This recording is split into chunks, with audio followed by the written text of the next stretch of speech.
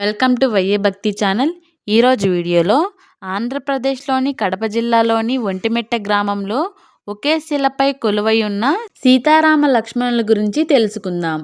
ఒంటిమిట్ట శ్రీ కోదండ రామయ్య స్వామివారి ఆలయం. ఈ ఆలయ పూర్తి చరిత్ర ఈ వీడియోలో తెలుసుకుందాం.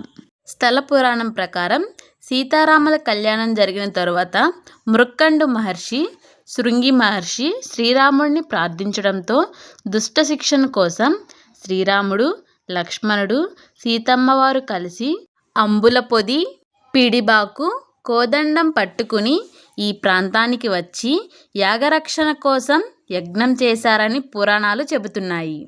అందుకు ఆ మహర్షులు ఒకే రాతి పైన సీతారామ లక్ష్మణులను విగ్రహాలుగా చెక్కారు. కొద్ది రోజుల తర్వాత ఆ ప్రదేశానికి జాంబవంతుడు వచ్చి తపస్సు చేసుకుని ఆ విగ్రహాలను ప్రతిష్ఠించాడు. సుమారు 160 అడుగుల ఒక మిట్ట పైన ఈ ఆలయం ఉండడం వలన ఈ గ్రామానికి ఒంటిమిట్ట అనే పేరు వచ్చింది.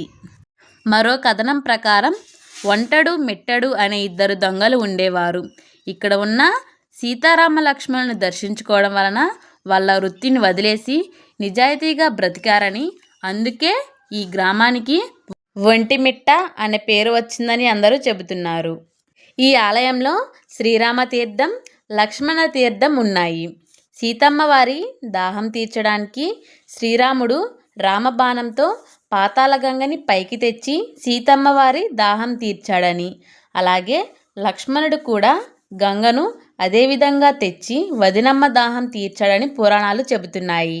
11వ శతాబ్దంలో చోళ రాజులు ఈ ఆలయాన్ని నిర్మించినట్లుగా తెలుస్తుంది. 1640వ సంవత్సరంలో కడపను పరిపాలించిన ఇమాం బేగ్ ఈ ఆలయానికి వచ్చి అక్కడ ఉన్న భక్తులతో ఈ స్వామివారు ఆలయంలో ఉన్నారా, పిలిస్తే పలుకుతారా అని అడిగాడంట. దాంతో భక్తులందరూ కలిసి చిత్తశుద్ధితో పిలిస్తే తప్పకుండా పలుకుతాడని చెప్పగా 3 సార్లు శ్రీరామ అని పిలిచాడంట. దాంతో 3 సార్లు ఓం అని ఆ శ్రీరాముడు పలికాడంట.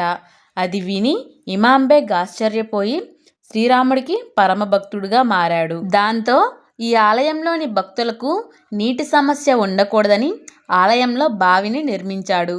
దానికి ఇమాం బేగ్ బావి అని పేరు పెట్టాడంట. ఈ ఆలయం 3 భాగాలుగా ఉంటుంది. గర్భాలయం, అంతరాలయం, మండపం అనే 3 భాగాలుగా ఉన్నాయి. గర్భాలయంలో సీతారామ లక్ష్మణులు పూజలు అందుకుంటారు. ఈ ఆలయంలోని ప్రత్యేకత ఏమిటంటే ప్రతి రామాలయంలోనూ శ్రీరాముడి పాదాల వద్ద ఆంజనేయ స్వామి ఉంటాడు. కానీ ఈ ఆలయంలో వేరుగా రామగోపురం ముందు పూజలు అందుకుంటూ ఉంటాడు. ఈ ఆలయ ప్రాంగణంలో కళ్యాణ మండపం, 32 శిలాల స్తంభాలతో రంగమండపం, శ్రీరామలింగేశ్వర స్వామివారి సన్నిధి కూడా ఉంటుంది. 16వ శతాబ్దంలో ఫ్రెంచ్ యాత్రికుడు ఈ రామాలయాన్ని దర్శించి భారతదేశంలోనే పెద్ద గోపురాలలో ఈ రామాలయ గోపురం ఒకటి అని కీర్తించాడు. ఈ ఆలయాన్ని అన్నమయ్య సందర్శించి అనేక సంకీర్తనలు రచించారు.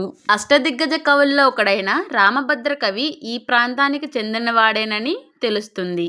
ఆంధ్ర మహాభాగవతాన్ని రచించిన పోతనామాత్యుడు ఈ గ్రంథాన్ని ఇక్కడే స్వామివారికి అంకితమిచ్చారంట. ఈ ఆలయంలో మండపం ద్వారం దగ్గర బమ్మెర పోతన్న గారి విగ్రహం ఉంటుంది. నిత్యం ఈ ఆలయంలో పూజలు జరుగుతూ ఉంటాయి. ప్రతి సంవత్సరం శ్రీరామనవమి 9 రోజుల పాటు ఎంతో ఘనంగా అంగరంగ వైభవంగా చేస్తారు. సీతారాముల కళ్యాణం చతుర్థి నాడు జరుగుతుంది.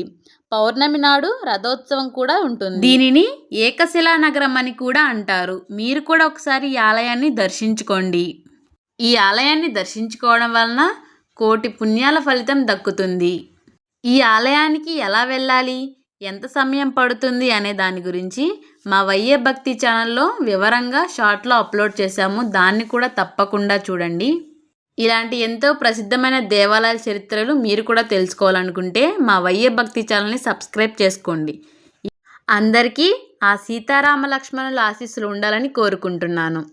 ఈ వీడియో చూసినందుకు హృదయపూర్వక ధన్యవాదాలు.